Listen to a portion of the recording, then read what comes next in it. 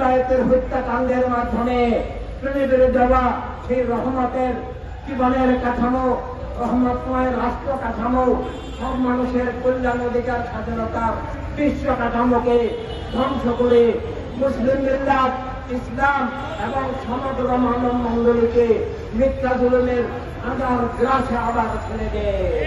সেখান থেকে আবার ঈদে আজমের আলোক চেতনার মধ্য দিয়ে মানবতার মুক্তির সংগ্রাম, ঈদে আজমের মহাবিপ্লব আমাদেরকে শুরু করতে হবে।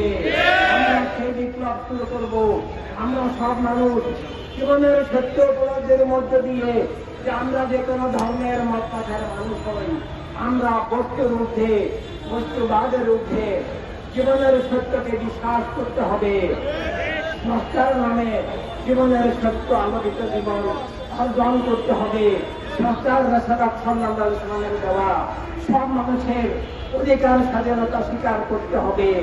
সব মানুষের অধিকার স্বাধীনতা ভিত্তিক যে রাষ্ট্র ব্যবস্থা, যে বিশ্ব ব্যবস্থা, খেলাফতে ইনসানিয়াত, state order, life and humanity based on authority of every life, সেটা যদি না থাকে তাহলে জমে আল্লাহ তাআলা সকল নবী রাসূল আলাইহিস সালামের মাধ্যমে এবং সর্বশেষে নানাজি ইকরামের মাধ্যমে সব মানুষের জন্য যে সত্য দান করেছেন, জ্ঞান দান করেছেন, সর্বকল্যাণ দান করেছেন, অধিকার, স্বাধীনতা, নিরাপত্তা, মর্যাদা, মালিকানা, যে জীবনের রূপরেখা, জীবনের রাষ্ট্র ব্যবস্থা, জীবনের বিশ্ব ব্যবস্থা দান করেছেন, সেটা হারিয়ে গেছে, সেটা উৎখাত হয়ে গেছে, সেটা ধ্বংস হয়ে গেছে। সেটাকে আমার ফিরিয়ে আনায় এই যুগে ঈদে আজমের মহাবিপ্লব। ঈদে আজম শুধু দিবস পালন, শুধু আনুষ্ঠানিকতা নয়, ঈদে আজম প্রতিটি মানুষের কাছে সত্য পৌঁছে দেওয়া যে জীবন আল্লাহ তাআলার নামে হবে। আমরা আল্লাহ রাসূলের ভালোবাসায় সব মানুষকে ভালোবাসতে হবে। সব মানুষের অধিকার, স্বাধীনতা, নিরাপত্তা আবার ফিরিয়ে আনতে হবে। আর তা ফিরিয়ে আনতে হলে মানবতার রাজনীতি লাগবে, মানবতার রাষ্ট্র লাগবে, মানবতার দুনিয়া লাগবে। কিন্তু বর্তমানে আমরা দেখছি ইসলামের নামেও অনেক ধোঁকা প্রচারণা চলছে। দেওয়া যে সব মানুষের রহমতের ইসলাম, কল্যাণের ইসলাম, অধিকার স্বাধীনতার ইসলাম, সব মানুষের নিরাপত্তার ইসলাম, ভাই বোন সবার সমান মর্যাদার ইসলাম, সবার সমান অধিকারের যে ইসলাম, সেই ইসলামকে বিলুপ্ত করে বর্তমানে ইসলামের শব্দ নামেই অধর্মবাদ, জঙ্গিবাদ, বিভিন্ন মিথ্যা মতবাদ কায়েম করা হচ্ছে।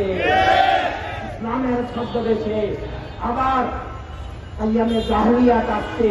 যারা মানবতার রাজনীতি, মানবতার রাষ্ট্র স্বীকার করে না, যারা বস্তুর ঊর্ধ্বে জীবনের সত্য স্বীকার করে না, যারা আল্লাহ তাআলার নামে জীবন স্বীকার করে না, যারা মা বোনদেরকে প্রেমের দেওয়া, আল্লাহ তাআলার দেওয়া জীবনের মানুষ হিসাবে সমান অধিকার, মর্যাদা, শিক্ষা, বিকাশ, স্বাধীনতা স্বীকার করে না, নাগরিকত্ব স্বীকার করে না, এভাবে প্রেমের দেওয়া আসল ইসলাম, সব মানুষের কল্যাণের ইসলাম, সব মানুষের নিরাপত্তার ইসলাম, ইসলামিয়াতের ইসলাম আবার নিয়ে আসতে হবে।